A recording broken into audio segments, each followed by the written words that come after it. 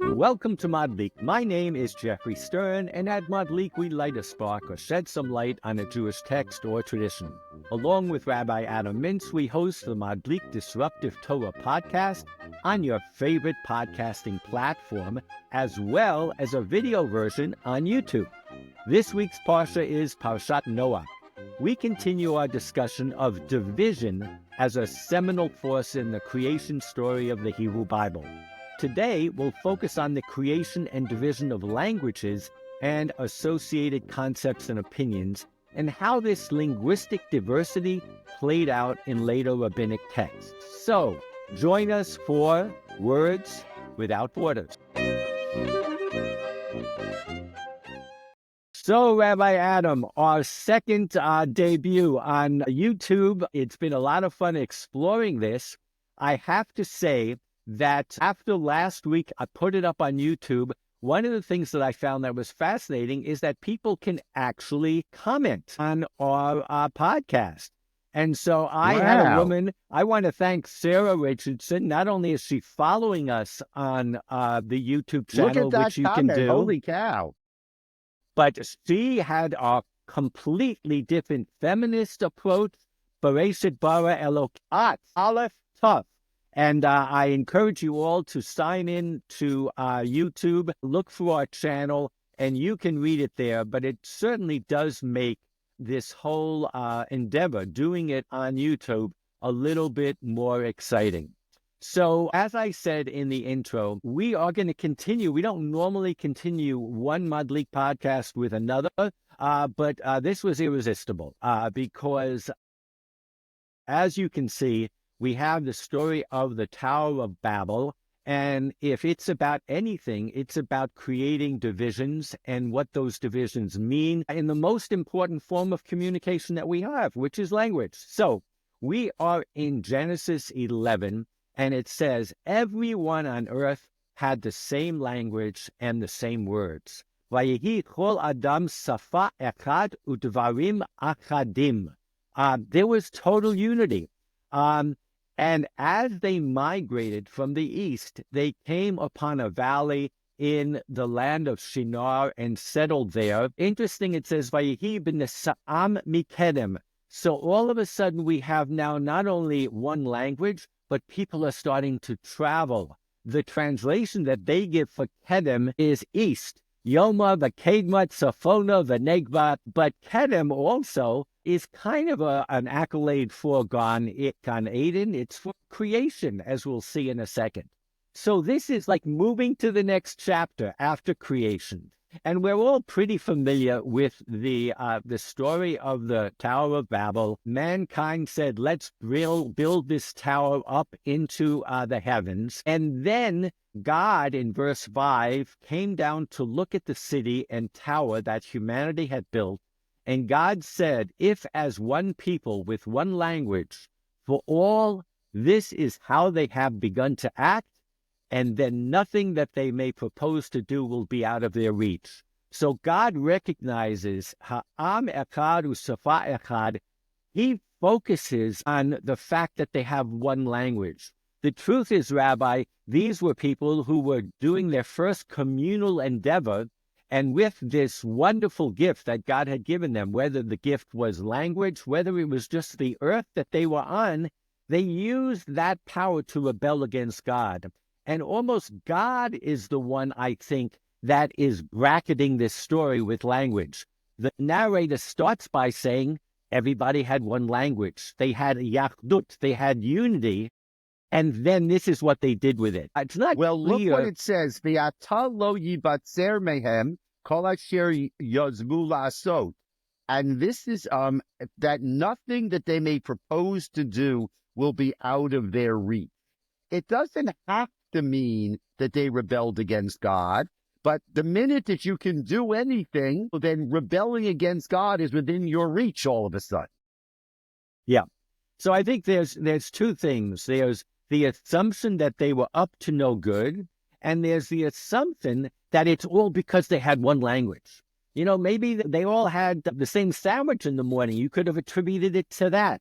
But in any case, that's the purpose of this story. And God in verse 7 says, let us, same thing that he said when he created man, not let me, but let us then go down and confound their speech there, so that they shall not understand one another's speech. V'navla sham sifatam asher lo yishma'u it sifat re'ehu. I love that they will not hear one person the language of re'ehu clearly has a sense of a comrade, not simply the other. So God focuses on language as the channel that they use, the catalyst here, and he creates Babel. It's not that far-fetched to see that there's a double entendre here between the word Babel and the place Babel. Just as we started Mikedem, they went from one place, they came to another. So this is a myth in the most basic meaning of the word.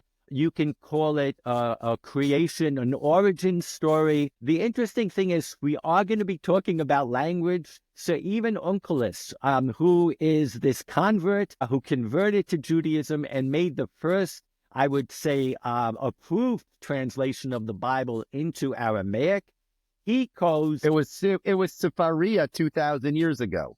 It definitely was. He says when they travel from the east, and then in parentheses, at the beginning. So there is a double entendre here. It's not only a journey in space, but it's also a journey in the chronology of the world. And it's a continuation of the story of creation. So we are talking now about translation. I just mentioned a second ago that Onkelos made the translation. But Rabbi, when we try to explain things one to the other, we can use different words in our own language, synonyms, or we can use other languages. It's the most very basic form of really understanding here. And certainly translation is not altogether bad, as we'll see. So that's kind of what we're going to be looking at again this week, where something is kind of maybe pigeonholed and targeted as evil, but ultimately, both in our tradition as Jews, but also as the Western tradition, the universal tradition of knowledge and the growth of knowledge, multiple languages is not a bad thing. And that's kind of interesting that here we are again looking at what we did last week. We were talking about the creation of male and female, the separation from the Garden of Eden, which was a creation myth in the sense that it created who we are today. We wouldn't understand who we are today without death. And the story of leaving Eden explains death to us. We wouldn't understand how we are today without having the ability to procreate, male and female. You were about to say something, Rabbi. You didn't read this Gemara in Megillah 3a. You say having different languages is good, but look at this story. The Gemara relates that when Yonatan ben Uziel wrote his translation, Eretz Yisrael quaked over an area of 400 parsa by 400 parsa. And a divine voice emerged and said, "Who is this who has revealed my secrets to mankind?" There is this idea that, translations in other languages are dangerous because, other people are going to know our secrets. Interesting you took it as other people are going to know our secrets. I took it in a different way. I took it as translation is a key to insight. It reveals the secrets, just like that first Onkelos that we started today. But why did it quake? You think it quaked for good reason. I think it quaked because it was angry. Good. That's why we learn Gemara, because there are different ways to understand it. That's fantastic. And in typical Gemara fashion, I think we're both right, because I think what it shows is that translation is at the end of the day very powerful. So if we go on to look at Rashi's commentary on the verses that we just read, when it says Am Echad, that they were one people, they possess all the advantage of being one people and having one language common to all of them. And this is what they begin to do. Almost in one of the Midrashim, it compares the people who built the Tower of Babel. They compared it to Adam, who used, God gave him this beautiful gift of Eve, and he used it. He said to God, "She made me do it." here too, they used language, but again, it's this sense of they used unity and language against me. The next Rashi says that they shall not hear. One asks for a brick and the other brings him lime. The form therefore attacks him and spies upon his brains. So by mixing up their languages, God wanted to disrupt all communication and not enable mankind to create something like the Tower of Babel. I think that's kind of the dialectic that we're in today, because the truth is that language is also an amazing tool. Having different languages is having an amazing tool to build, but as you say, the earth quaked. So it's a really fascinating question that is raised. But I really started by talking about creation myths. And you have to say to yourself, Rabbi, I understand the story of the Gan Eden, because without Gan Eden, we wouldn't understand death. You know, the Christians call it original sin. But the point is, it had to explain to us where we are today. It's fascinating to me that the next myth, the next narrative, the next story that the rabbis felt compelled to introduce was about language. That too is absolutely fascinating, but not so much because it is a book. It's a book that transmits through language. But I have up on the Sephirah notes now a famous guideline that Ramban passes on to us. This concept of Ma'aseh Avot Siman Lebanim. The stories of the patriarchs is a sign for their children. I would argue the correct translation would be the stories of the foundational myths or foundational stories are a siman, are a sign, are a metaphor, are creating a reality for us. And that's truly what we have here for the story of the Tower of Babel. In modern language, it's called an ideological story. It's a story that comes to explain a culture or a norm. And Kasuto, who I'm now so happy to see is on Sephariah, says literally that this story is here to explain different languages, different peoples, different nations. So I think we have to recognize how important that is for the biblical text. That just as it was important to explain to us how the world came to be, the next thing it does is explain how languages came to be, how countries came to be, how divisions came to be. I think that's just from a point of view of what the sensitivity was, is just fascinating. Yeah, I mean, this is an amazing Kasuto. You want to read the second paragraph in the Kasuto, just tells you about these ideological myths. He says an ideological myth or an ideological story is a story that comes to explain a custom, tradition, social norm, or other natural or social phenomenon. In the book of Bereshit, there are many ideological mythologies, such as the shape of the snake, which is explained as a punishment imposed on it by God for tempting Adam and Eve to eat from the tree of knowledge. The existence of different languages is explained through the story of the Babel. And the rainbow following the flood is a divine sign that there will not be another flood. Right? I mean, everything is an ideological story in the book of in these first two parshios. Everything that happened is an introduction of that phenomenon into the world. Cain kills Abel, murder is introduced there. And I don't think anyone should hear us wrong. Calling something a myth doesn't mean it didn't happen. Calling something a myth means that whether it happened or not, there is a lesson here. The author is trying to give us a way to explain. At the end of the day, what does religion, its most important tool, is to explain our reality to us. And I think that's exactly what this story does. And it's just, again, fascinating to me that there was a focus on language. Now, to show you how important the focus on language is, earlier in our Parshat, we already have this question of languages come up. So whoever, the author of our work, needed to answer this one way or the other.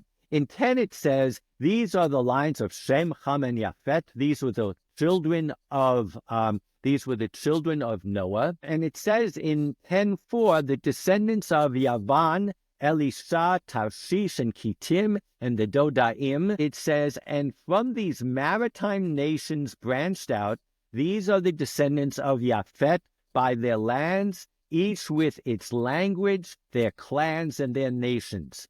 So this is almost independent of the story of Babel. It is already talking about different peoples, different lands. In this case, it's talking about the Greeks, and it's talking about the Greek sailors who sailed to different islands. Nifradu iye hagoyim artsot ish leleshono lemishpachotam begoyehem.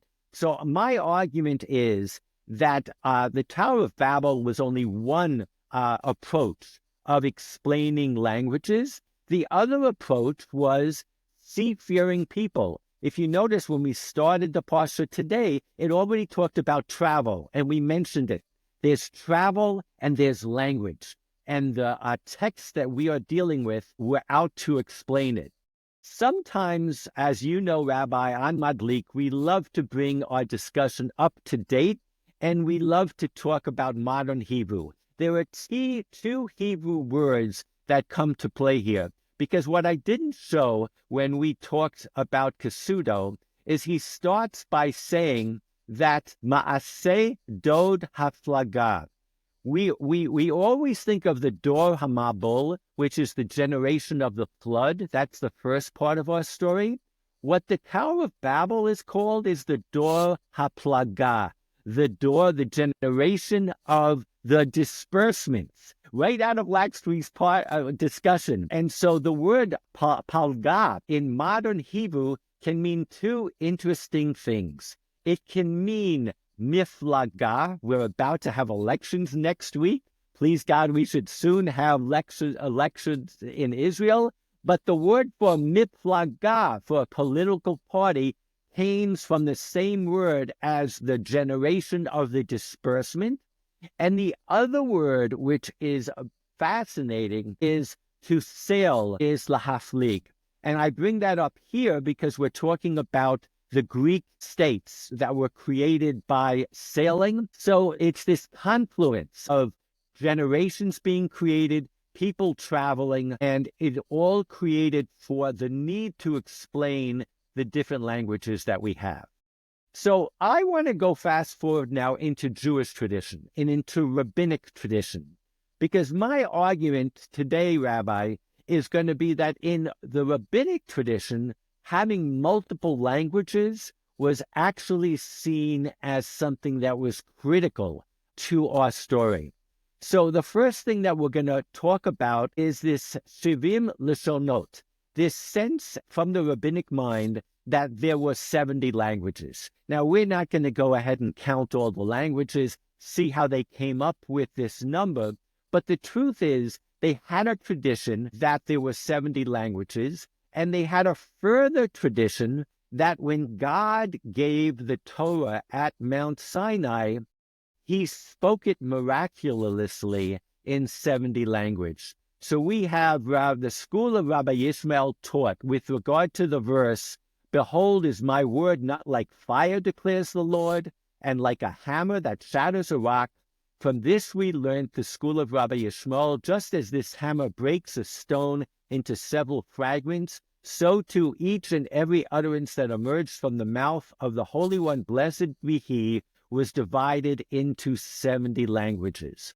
So, and I think, Rabbi, part of this speaks to what you brought up before, that we wanted to make sure that the nations of the world all understood it, all had access to it, but certainly it was considered a miraculous part of God and part of the revelation at Sinai. And that speaks to the power of translation. Sure does. The image of just as the hammer breaks the stone into several fragments. If you break a stone, the fragments are part of the original stone. So too, the different languages are part of God's Torah. That's the image. That's the important thing, that it's not different. You know, that's what you think. It's impossible. We speak English, and the Italians speak Italian, and the Chinese speak Mandarin, How can we be saying the same thing? And the answer is that we can all be saying the same thing. And when it comes to religion, it's all part of the Torah. I totally agree. I once heard a lecture at Hadar, actually, and the focus was on this concept that what God said at Mount Sinai, everybody saw together, everybody heard together. And this rabbi said, if you did a Google search and you came up with one answer, you would say there's something wrong with Google today, that it's broken. And so I think what you say is true, but the other side of it is that there is this a notion of that shattering rock into many thousands, infinite numbers of pieces, and that the languages, while they all translate the same thing, maybe they have a different nuance. Maybe, we all talk about lost in translation. Every time you translate something, it becomes something slightly different, and I would say richer.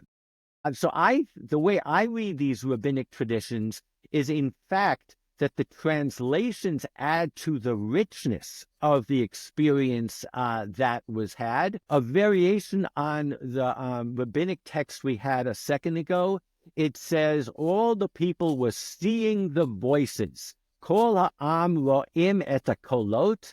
It doesn't say voice. It says voices. Rabbi Yochanan said the voice would emerge and divide into 70 voices for 70 languages, so that all the nations could understand. That we've already said, and then it goes further. Come and see how the voice would emerge to each one of Israel, each and every one in accordance with his capability, the elderly according to their capability, the young men according to theirs, children according to theirs, nursing babies according to their capability, women according to them, and Moses too according to that. So now we're really seeing that the power of the same word to mean different things to different people. This is a pedagogic lesson about the richness of the Torah and the ability that it has within it. But again, I would argue it's an absolute embracing of the multiplicity of languages, not only different languages, but different nuances within the same language. It really is a celebration, I would say. That's nice. I mean, that's a good word, celebration. Not only is it good, but we actually celebrate the fact that God's Torah can be split into different languages. Everybody can understand it exactly where they are. By the way, the 70 is just one of those round numbers. 70 could be 1,000, right? I think they once said, one of the mayoral candidates once said that in Queens, there are 180 different languages spoken or something like that. So, or 180 different dialects. So anyway, there are a lot of different languages out there. It is, but I think we're going to find that Rabbi, I am not a numerologist, but we are going to find that 70 happen to be associated with this multiplicity of language, multiplicity of ideas, and multiplicity of opinions. So we're going to pick up in that in a second. But I want to just add one more level to this multiplicity that we're seeing here. We've seen it in translation to everyone, every inhabitant of the world. We've seen it in translation to every age group. And now we see not only in Shemot Rabbah, it says, not only did all the prophets receive their prophecy from Sinai, but all the sages who arise in each and every generation, each one received their wisdom from Sinai. The idea was it went into the future as well, because Rabbi languages changes. Their language grows. Language takes on baggage and provides new insight. So again, language became a channel. It became a pathway for assuring that this tradition stayed dynamic and grew. And so it's really on every level. It's horizontal, vertical, and into the future. But in Bamidbar Rabbah, it adds something new to Shivim Lashonot. There it's talking about the different utensils that were used in the temple, and one of them had 70 shekels worth. Why? Just as the numerical value of wine is 70, thus there are 70 aspects to the Torah. Yeshivim panim l'Torah. So again, I don't think it's by coincidence, Rabbi, that they use the same word 70 when they talk about 70 languages and 70 panim. I love this shivim panim. Panim is a face. It's also an angle. That, again, it's just the nuance of language, but the nuance of transmission and of growth. There was a celebration of the diversity. What in the Tower of Babel could be said would be chaos, human chaos, social chaos. Here it's not. Here it's celebrated. Yeah, no, I think that's a really important thing. And that is the idea that we're celebrating these things. 70 multiplicity could be chaos, but instead it's celebration.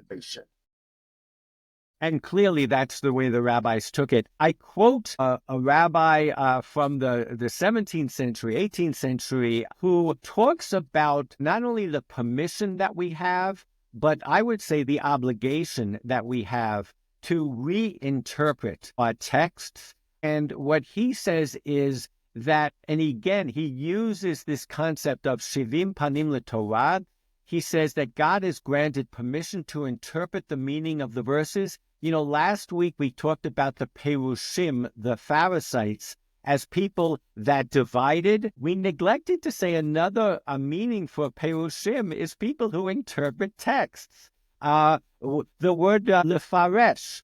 And so here too, it's a way of splitting texts, of splitting meanings. Lahevin davar mitoch davar, as we talked about last week. But here we're talking about it on a textual level. And I just, again, find that to be totally fascinating. I think that one of the other, implications of what we're talking about today, where we're saying that actually, while the story of Babel might have explained how language came to be, it was the fact that we have a multiplicity of languages is actually celebrated. This also has to do with opinions, that it's important in the Talmud have a minority opinion, because you never know when that minority opinion will be useful. And so it asks, why do they record the opinion of a single person among the many, even when the halacha goes after the many? And again, it says,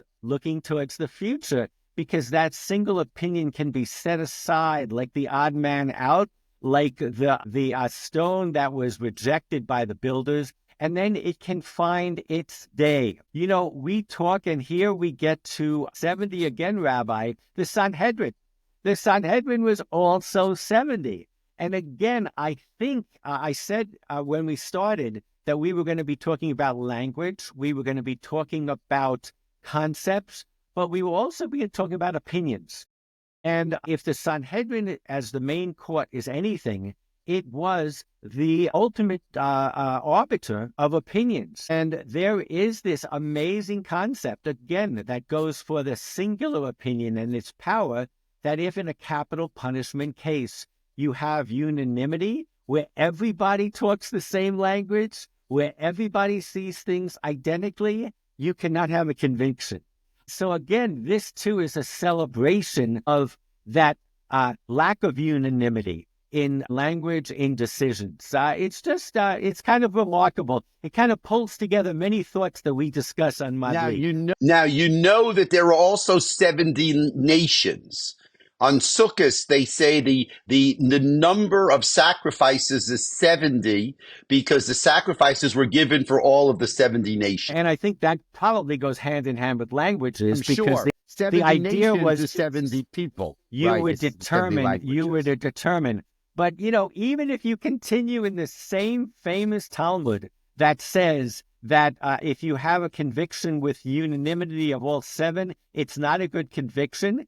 Minutes later, Rabbi Yochanan says, they placed the great Sanhedrin, only men of high stature, of wisdom, and of pleasant appearance, and of suitable age, so that they will be respected. And they must also be masters of sorcery. They know the nature of sorcery, so anthropologists, if you will. They must know all 70 languages. in order that the Sanhedrin will not need to hear testimony from the mouth of a translator. Here we get introduced to the word maturgaman. But again, knowing many languages was a sign of power and wisdom in the rabbinic times. There are kings who identified as kings because Pharaoh knew every one of the languages, and Joseph says maybe he didn't know Hebrew. Knowing languages was power. It was power, and it was the power of understanding and control. And finally, we could not end a discussion of translation if we didn't quote the famous saying of Chaim Nachman Bialik, which is Targum Domel Neshika Mibad Litzeif. That translation is similar to kissing through a veil. So you have both the fact that translation is ultimate power, but also a translation can be limiting. And I think the rabbis understood it all. Interesting, if we're going to go to the last 70, it'll be the Septuagint. The Septuagint in Greek is called 70. That's what you put XX11, and you know you're talking about the Septuagint. So here is this famous story. We already talked about the Targum Yonatan and Targum Onkelos, which were Aramaic translations that were sanctioned by the rabbis. But the Greek translation was also sanctioned by the rabbis, and here they put them into 72 rooms because I think what they did was they took a fixed amount, 10 people from every tribe, was it? But in any case, the Sanhedrin is also 70, maybe it's 72. There is this ongoing concept of, to get both unanimity but also diverse opinion, you go to multiplicity of languages, and you go to translation, and you go to this number 70. So I think it's kind of fascinating, especially if you think of Babylonia and the Babylonian Talmud, which was written in a foreign language, which is the source of all of rabbinic wisdom. There's so much embrace and also, I guess, concern with translation that the story for Jews, which are textual people of Babel, is particularly powerful. This is great. Now we go back to Kasudo, who says this is an ideological story. It's an ideological story, and you've just traced how that number 70 and how that idea of language has really shaped so much of Jewish tradition. But I think it's, again, getting back to the choice of the need to have such a myth so early in the Torah speaks also to us as a people, that because we are a people that value transmission of texts, the explanation of text, the understanding of text, who ultimately understand the importance of language, that this would have been one of our fundamental seminal myths that would come in the second chapter. And I think that speaks a lot to the fact that even in the earliest parts of Genesis, and this really speaks to what we were talking about last week, even in the earliest part of Genesis, you can see the shrashim, you can see the roots of everything that follows, of us as a people, as us as a tradition. It's that to me is as fascinating as long as we're talking about origin myths. Fantastic. Really fantastic. Okay. Yashkoach. Thank you, everybody. We'll look forward to seeing you next week when we talk about Abraham and Lech Lecha. Thank you, Geoffrey. We'll see you then.